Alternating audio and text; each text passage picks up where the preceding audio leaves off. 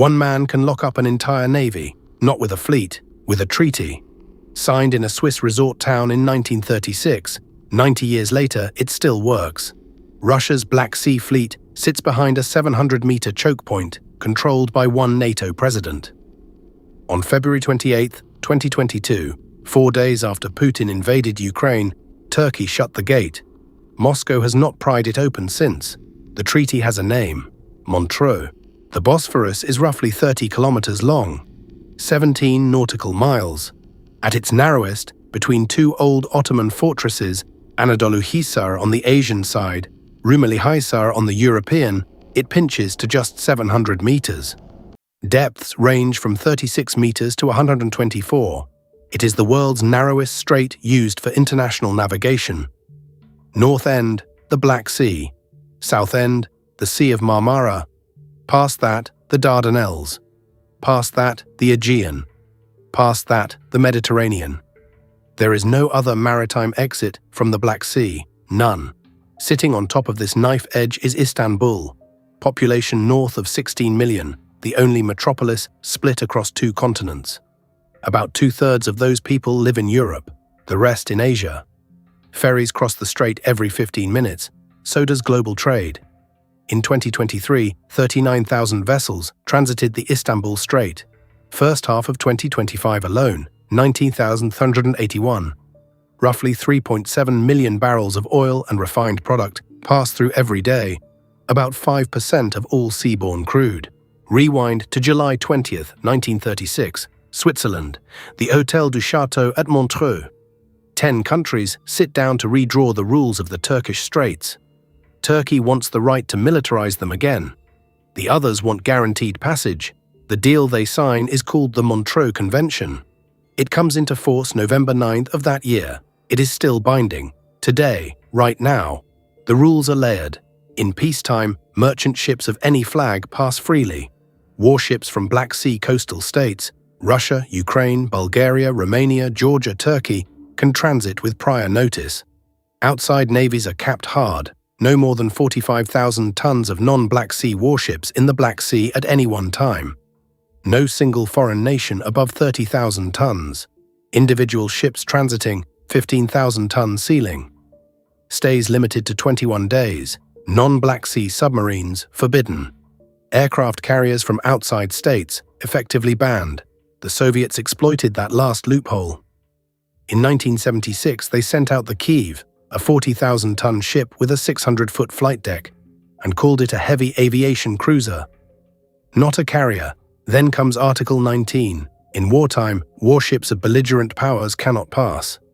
Period. Unless they are returning to home base, or unless Turkey itself is the one at war. On February 27, 2022, Foreign Minister Mevlut Çavuşoğlu picked up the phone, said one sentence on CNN Turk. The gate clicked shut.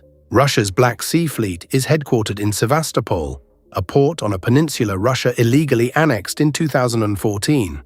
The fleet's flagship was the Moskva, Slava-class guided missile cruiser. 12,500 tons. On April 14, 2022, 2 Ukrainian Neptune anti-ship missiles hit her hull. She sank. Ukraine has no real navy. It hardly mattered. September 13, 2023, a Storm Shadow missile cracks open the submarine Rostov-na-Donu in dry dock. February 1, 2024, 6 Magura V-5 sea drones swarm the missile corvette Ivanovets. She goes down. February 14th, the same drones destroy the landing ship Cesar Kunikov. March 5, the patrol ship Sergei Kotov, $65 million, is sunk near the Kerch Strait. The U.S. Naval Institute now estimates roughly 1/3 of the Black Sea Fleet has been destroyed, without Ukraine ever owning a frigate. The survivors retreated, first out of Sevastopol, then deeper inland, to Novorossiysk on the Russian mainland. By April 2026, Naval News reports even Novorossiysk is no longer safe. Here is the trap. Russia has 3 other fleets: Baltic, Northern, Pacific. None can sail in to reinforce. Article 19 of Montreux bars belligerent non-resident warships. The only inland route, the Volga-Don Canal, caps hulls at roughly 5,000 tons. Russia's cruisers and frigates do not fit.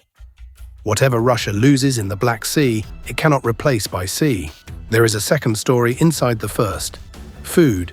Before the war, Ukraine was the world's fourth largest grain exporter.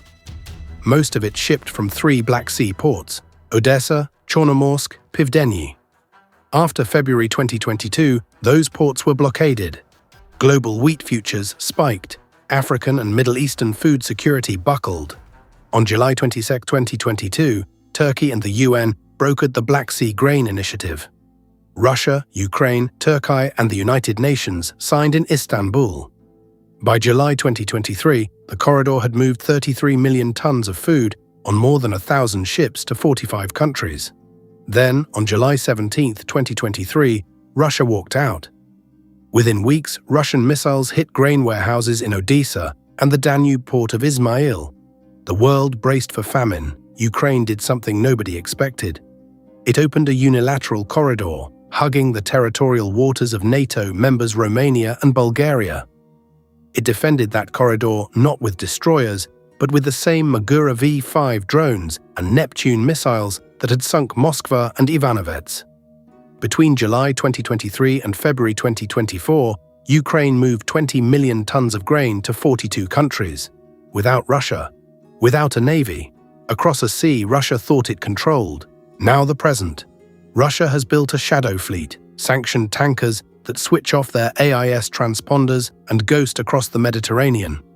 The Kiev School of Economics counted between 1,100 and 1,400 vessels by the end of 2023. 435 of them crude oil tankers. Investment around $10 billion. Yet even that fleet is exposed. On December 24, 2024, the Russian state cargo ship Ursa Major sank in the western Mediterranean after an engine room explosion.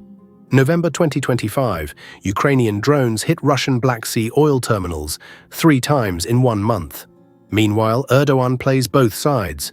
Russia paid him $9 billion in 2024 to keep the Akuyu nuclear plant on schedule. Turkey still flies the S-400 air defense system it bought from Moscow. And it still hosts Russia-Ukraine peace talks in Istanbul. Step back. Ink signed in a Swiss hotel in 1936 still decides which warships sail in 2026. Article 28 auto-renews the treaty every 5 years. There is no scheduled exit. There is no easy revision. One Turkish president holds the pen. Erdogan keeps the convention intact because it is worth more closed than open. Transit fees, NATO leverage, and a Russian neighbor who cannot sail past Istanbul without his permission. Next episode, the Danish Straits. $200 billion of Russian crude, 600 sanctioned tankers, and the European choke point Putin is still using. Subscribe. We open the next ledger next week.